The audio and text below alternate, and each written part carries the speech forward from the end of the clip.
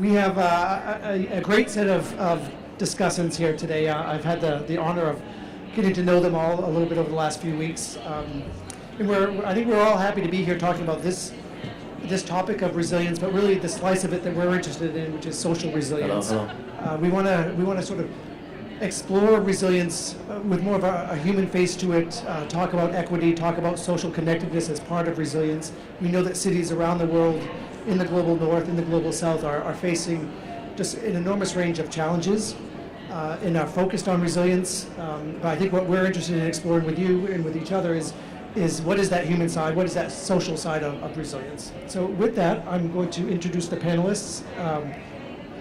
Just to make sure that If you can hear me beyond that curtain, get in here!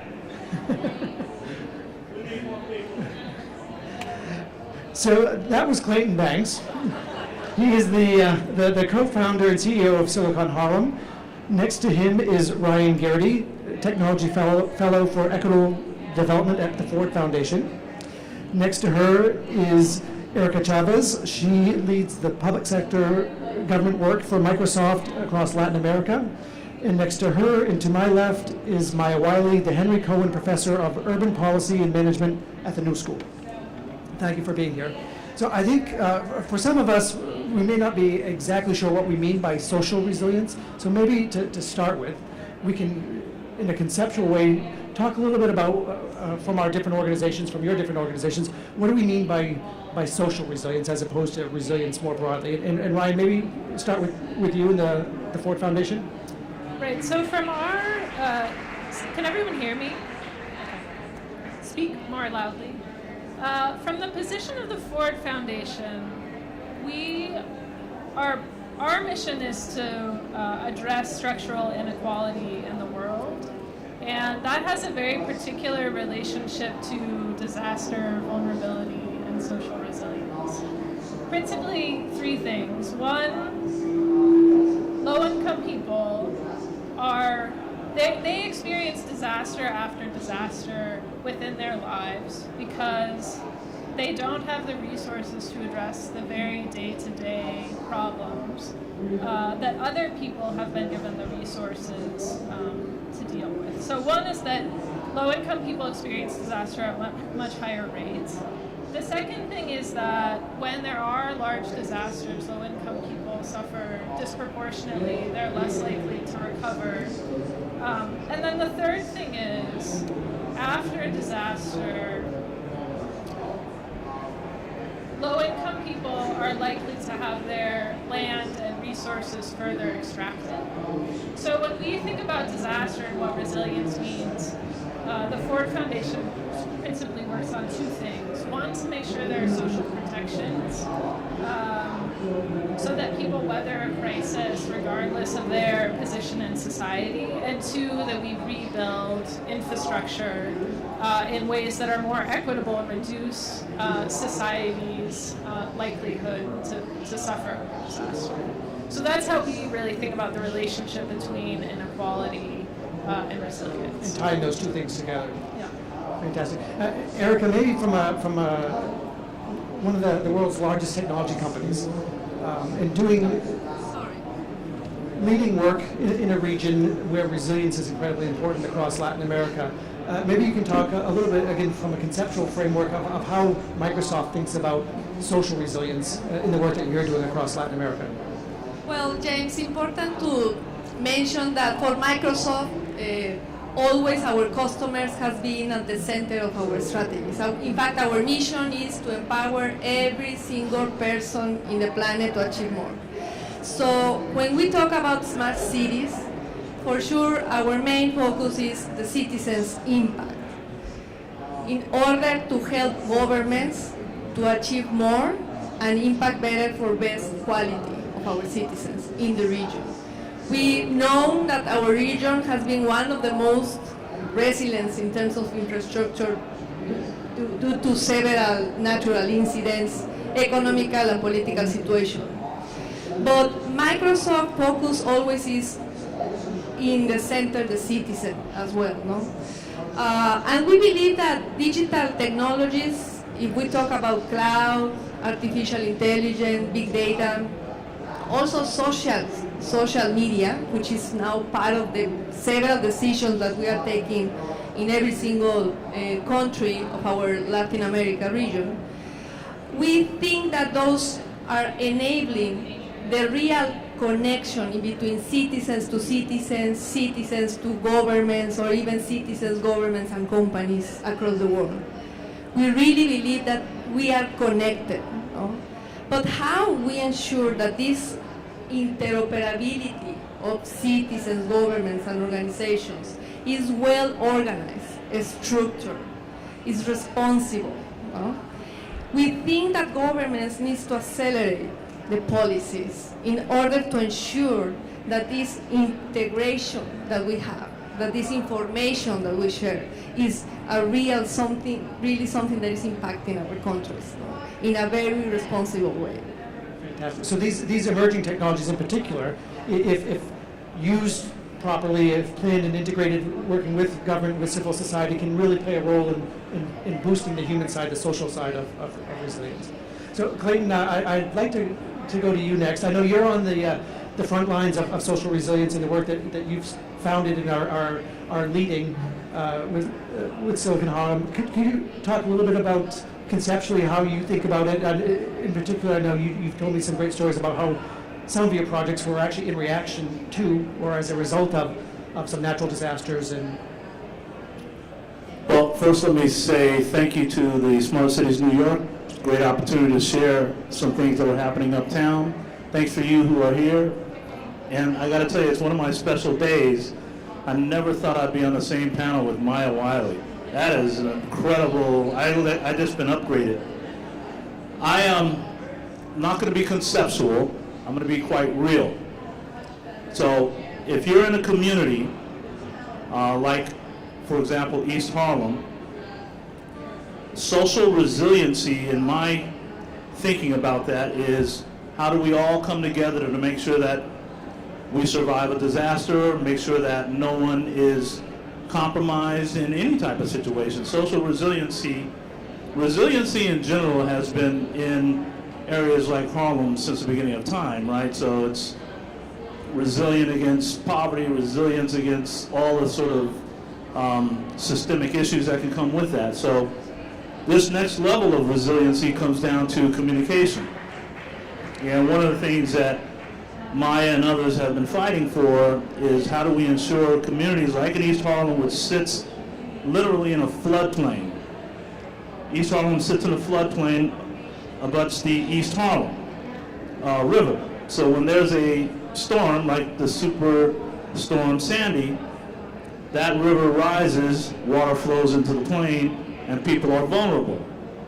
So what we have been able to do is work with HUD, who put together a lot of money for disasters after Super Sandy, and worked with New America, a great nonprofit that we have a branch in New York, along with our NYC EDC and our OMB. So it's like 4 or 5 different levels before Silicon Harlem gets involved. But once we got involved, we've been retained to literally build a resilient network in East Harlem. And what that requires is us to deploy a mesh network. Mesh network meaning a point-to-point network that's democratized in a lot of ways. It's everyone's responsible on that network. It also means that it's not dependent on a backhaul, on the internet. It's dependent on each other. So if a storm hits or any kind of disaster comes in, what happens is instead of us trying to hopefully get a connection to the internet, we're actually connected to each other. So it allows for someone to go, oh, I have blankets if anybody needs, or I'm trapped, can somebody come get me?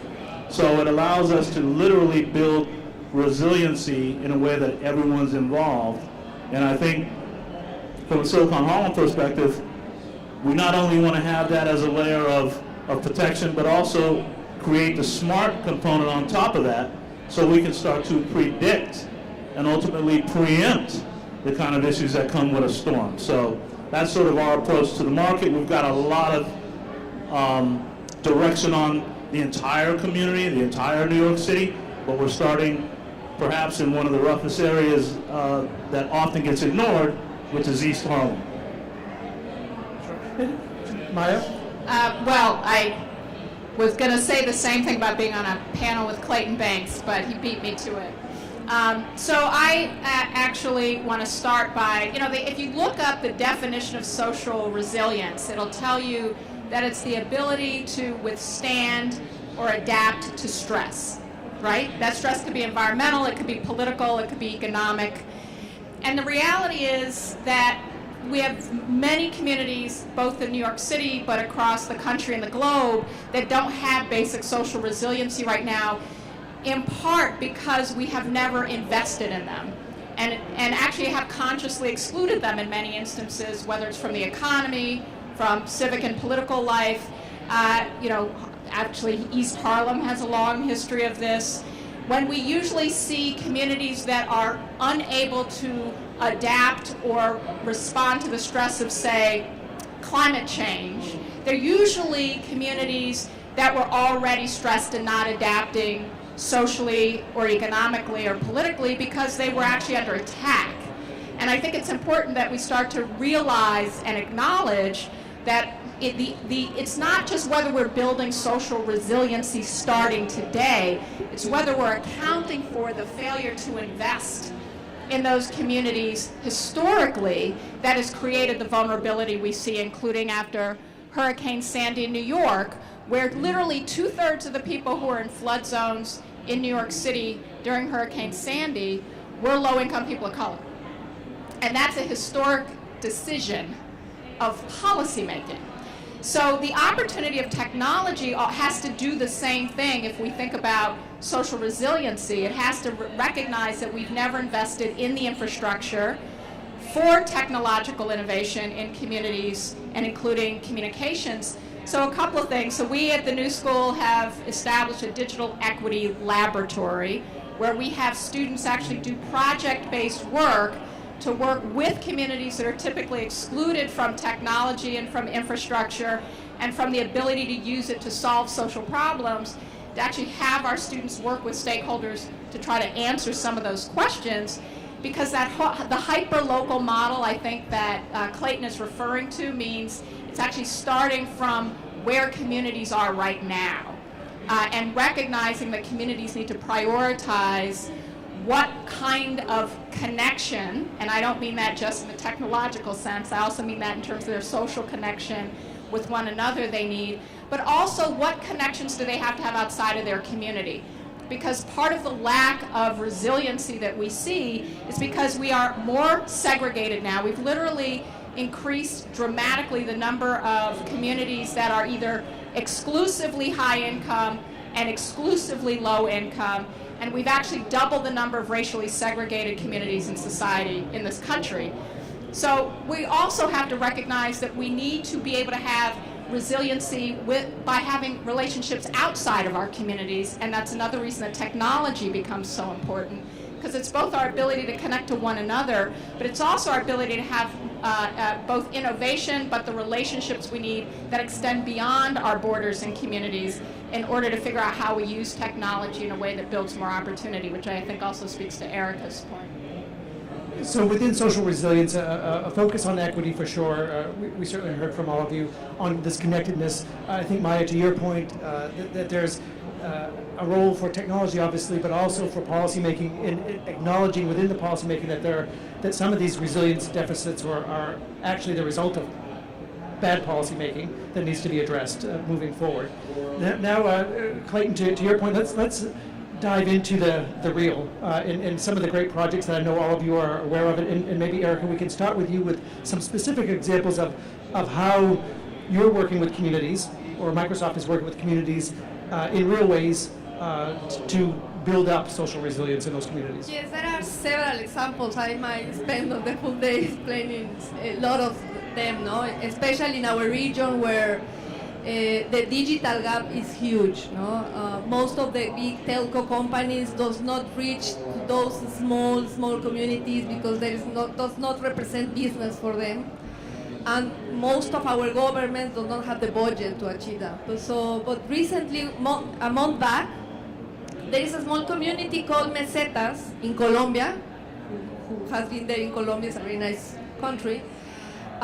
It's a small community at the center of Colombia, and they are very good making coffee.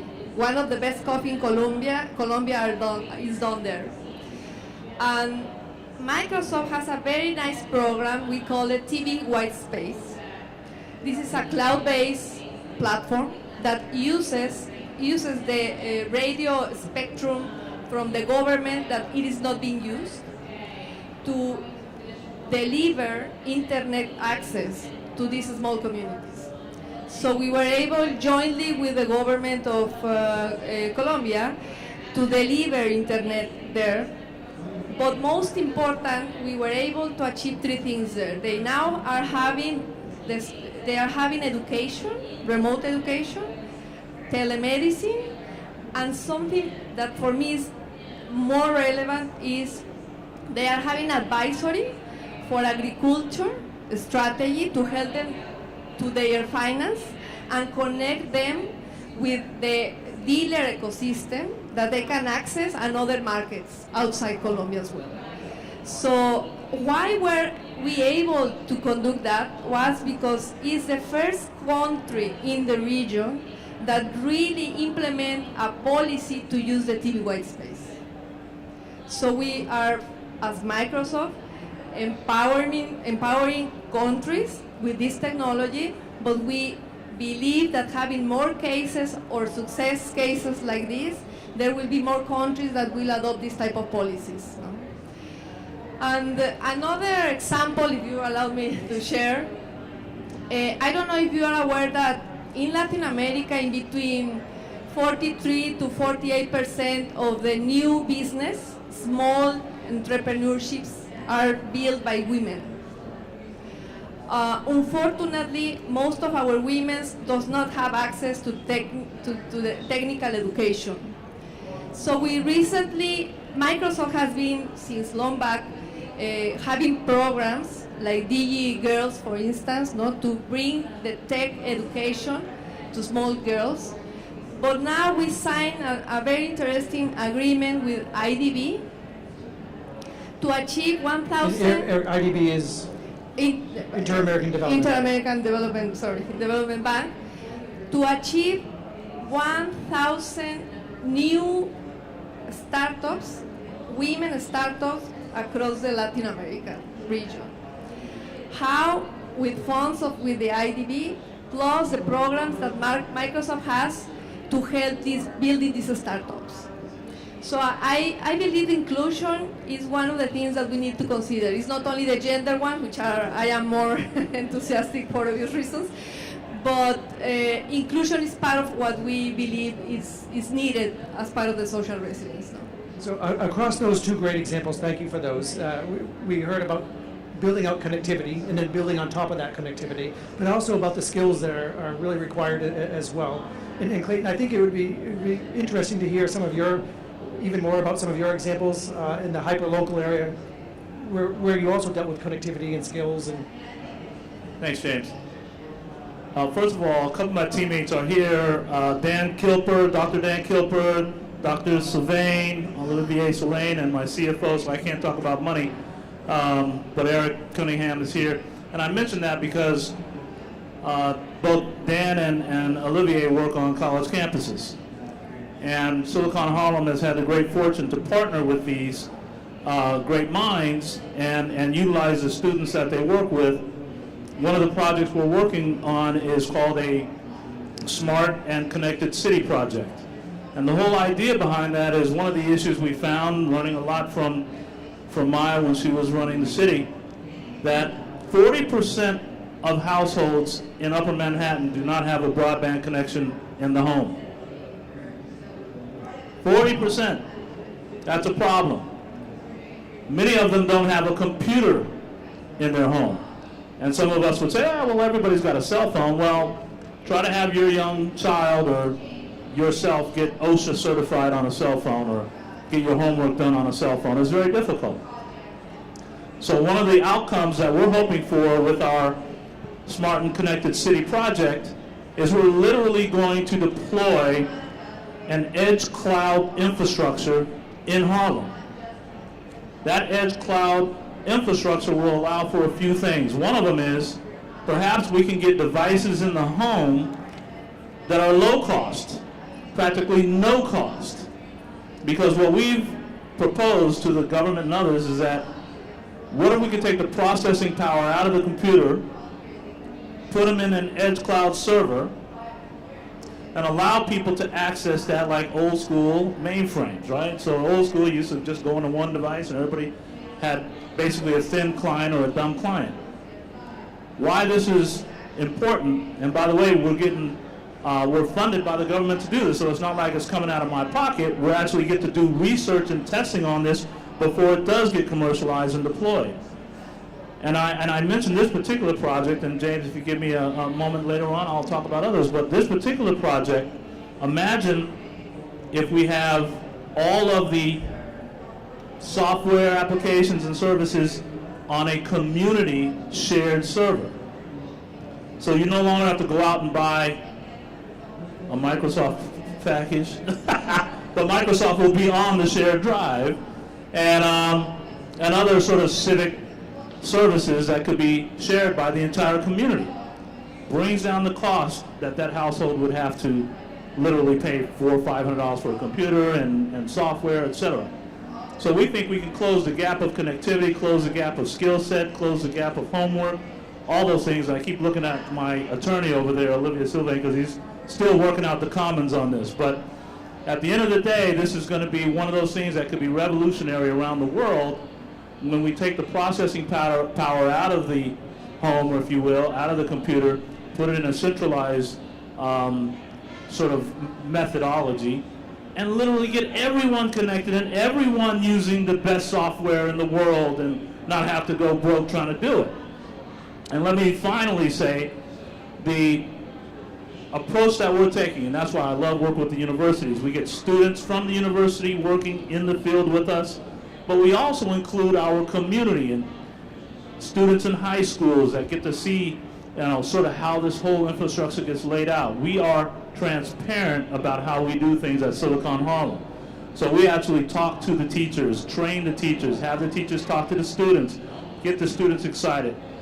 Their paradigm shift, right? They now start to think about, what could I make that could actually help my community? What could I do within this network? It's a whole different way of thinking. So it's building a whole brand new sort of skill set for so many people that can go on and have great jobs, great opportunity. Sure, and just quickly, Clayton, before we go on to Mayo for some more additional examples, if you could just say a couple things about, I think, how you've built in this connectedness by working with Pablo or local leaders, finding them, leveraging them, but also sending the youth out as, I forget the term you used, but digital ambassadors, that they can set up in a business in 30 minutes and get them online. And yeah, well, it's really interesting to me, even at this conference, and I've been to probably, 5 or 6 smart conferences in the last 60 days. So I'm all smart, for sure. But one of the things that we don't talk enough about is real estate. You can't do most of this stuff that we're talking about unless you have buildings and you have places to put the stuff in. You got to have places to put your servers, you got to have places to put your data centers, you have to have rooftops and light poles and all types of stuff. That's why these things are called cities. And for us, as we are deploying networks, one of the things we thought would be really important was to hire a workforce from the neighborhoods that we're building networks in. But even prior to that, we needed to make sure that the people that owned the buildings understood who we were.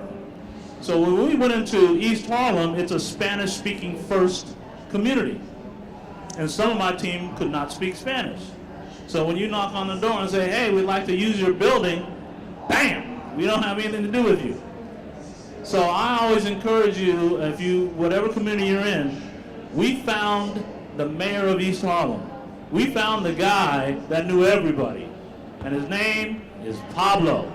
And Pablo, when I walked down the street with Pablo, everyone opened the door. And it just made a big difference. And I'm saying it in a way for you to know. It can be done, but it's got to be done really with somebody who has the credibility in that community to get you. I mean, there's times when even the mayor can't go into certain places, as mine knows, and unless you got Pablo with you.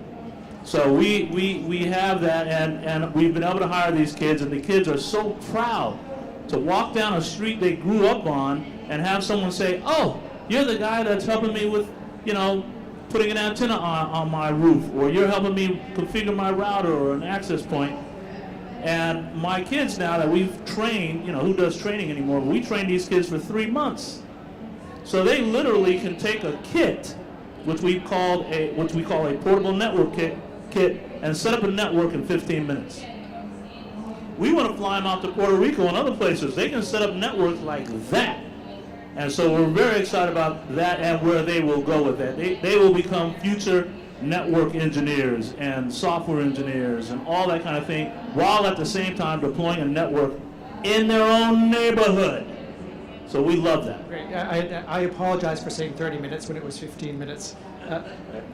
Well, so building off of, I think the important points that Clayton is making, so two things. The city of New York, in recognizing that you can't have social resiliency built on technology if folks can't get online, and getting online at home means broadband speeds, right? It also can't be slow. And so actually we did a couple things, like partnering with Tony Marks, who's here, in the libraries to help support the libraries lending MiFi boxes out so folks could actually take them home, and then the whole family could get online. But of course libraries also have programs that help folks learn how to use the technology as well, which is critical ingredients that I think Clayton is pointing to. But there's also the question of how you keep it sustainably in people's homes, and that became the city actually thinking about finding revenue streams to literally put in free broadband service, up to 25 megabits per second service, starting in Queensbridge public housing, the largest public housing development in North America, not New York City, in North America. So that's actually a critically important, I think, thing that cities have to do to start bridging the divides.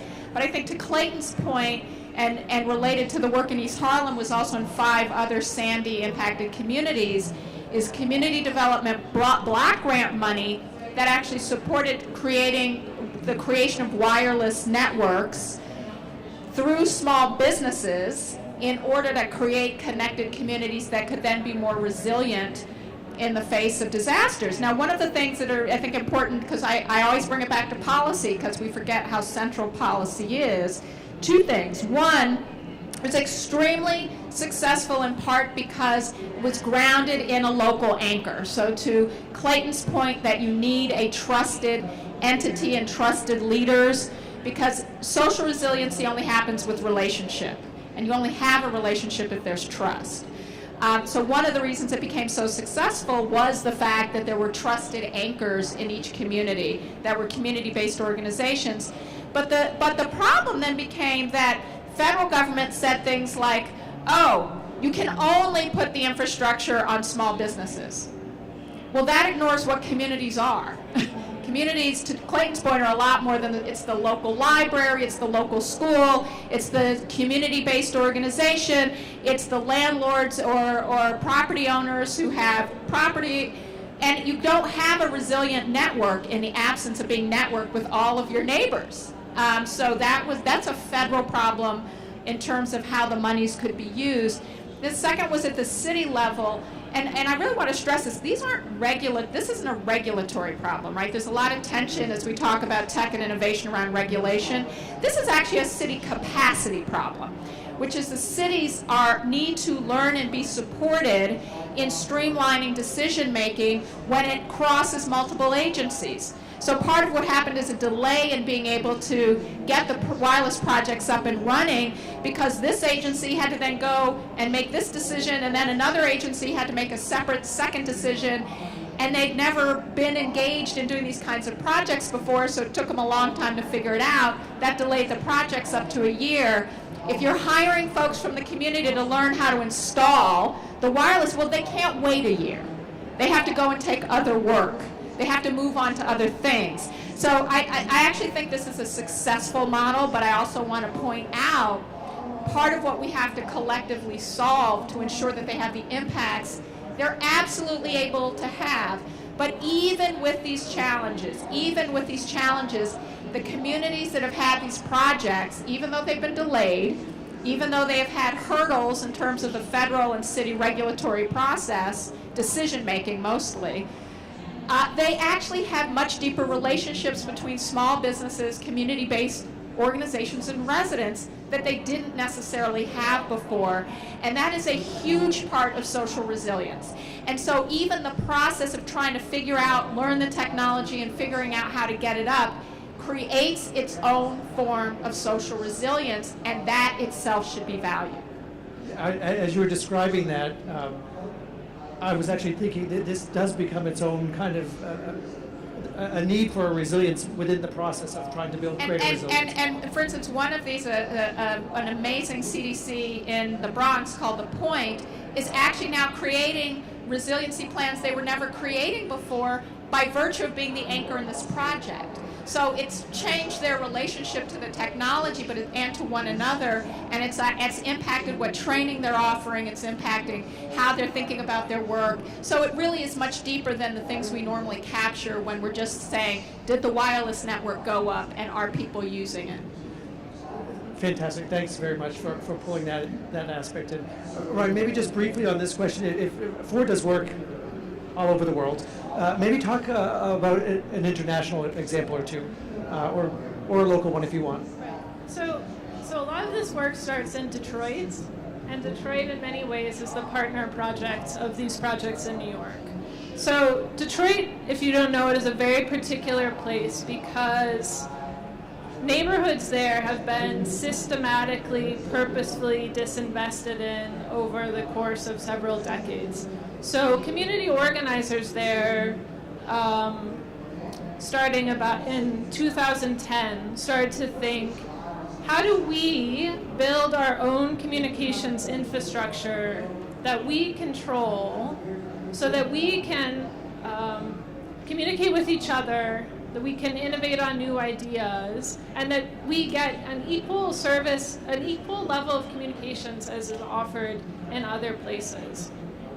And they really had, I think, sort of 4 goals in this, in thinking through how to build their own infrastructure. One is, how do we build the relationships between people in a place so that we're building power to then do other things? So it's not just about we have a wireless network with a router, but we've actually built power between each other. And 2, do we have a form of distributed leadership and leadership development? And the way that they did that is they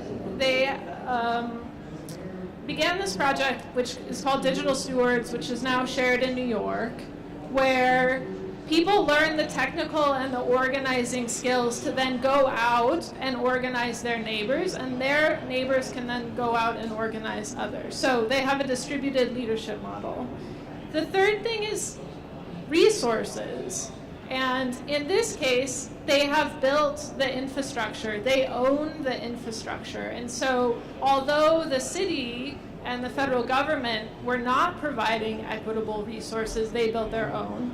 And then the fourth thing, that they've built a culture of creativity and innovation. And we can't forget about that. It's easy to think about the infrastructure and even sort of the leadership power, but we also have to be creative, innovative places. So that's the beginning of this story. The work that I was doing with Allied Media Projects was to do exchanges between Detroit and places all over the world that were engaged in similar experiments.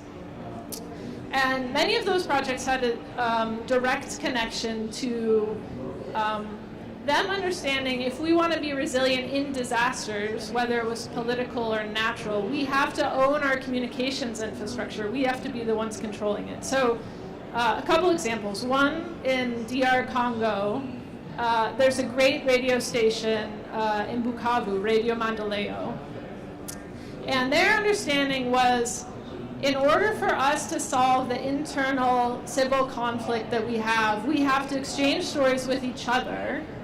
And that was part of their radio station. And as the internet expanded to some people, they felt like, If we build the connections directly between each other and build those relationships, and then can exchange stories on the network, this will be a method of building peace. Also, because of some civil unrest there, the internet had been shut off in several cases. So in this particular town, actually just before we went to do a training, the government turned off the internet. And so people were left without communications infrastructure. So then in people's minds, it was very clear, we have to build the communications infrastructure so it's more resilient to these kinds of political dilemmas. So that's sort of one example outside of New York where we see this. And I think the important thing is understanding those principles of communities building power. That's what's actually going to build resilience. Fantastic. Great examples. We have just a couple minutes left, but I want to, in a sort of a lightning round where maybe each of you can respond to this in a minute or so, or less. Key off of the innovation piece, Ryan, that you brought up. We're at a Smart Cities conference. We're talking about technology, some great leading edge technologies that you guys have been implementing in projects. But what role does innovation play in social resilience, and how should we be approaching innovation from if we're really wanting to build up this connectedness and this social resilience? Clayton, you want to start? So you've been hearing, I think, maybe throughout this conference, it's hard to call yourself a smart city if someone's not connected, right? So to me, that's sort of one of my bottom lines is it's very difficult to call yourself really a smart city if some of your citizens are not connected. So I also say that this isn't just for people who are not connected, meaning that this is not a zero-sum game. I always talk about the fact that in the 70s, people with different abilities fought for cutouts in our sidewalks, right? That's in order for, if you're in a wheelchair, you can get up and down. And for some of us who weren't in a wheelchair said, well, what do we need that for? But today, we all use it. Whether we're dragging our luggage or pushing a carriage, everybody loves to cut out in the sidewalk. In fact, I don't even like stepping up on a curb anymore. So I think we have to frame all of this smart technology that we're talking about, resiliency that we're talking about it, frame it in a way that it's beneficial for everyone. It will help everyone, and it probably will accelerate those who are lower on the socioeconomic ladder. Erica, do you want to weigh in? I don't know if I answered your question. That's what I felt like saying. Fantastic. Eric, as a technology company, just really quickly, when you think about innovation and social resilience, how should we be approaching I it? think innovation has two components. No? First of all, is huge collaboration in between all the actors in the ecosystem of each community or country, and accessibility and inclusion for us is relevant. And just for finishes, 2 days back, Microsoft announced something that for us is relevant. We develop tools for you to develop solutions and be innovative. So we develop a artificial intelligence for accessibility tool, and it's a 5-year program, $25 million of investment, and it is for you to use for government institutions, government NGOs, any researcher, developer who wants to take advantage of this program that has grants, technology, innovation, and also a lot of advisory from our side to help you to develop techniques and things focused on the less advanced people that need the help in that part. Fantastic. That was an exciting announcement that I noticed earlier this week. I apologize, we are out of time, but I want to thank each of you, first of all, for the work that you're doing. It's exciting work. I'm going to take my one. Okay, take it. There's no innovation without democratic practice. Very good. Thank you. Thank you for the work you're doing, for sharing that with us, and thank you all for joining us here in this session.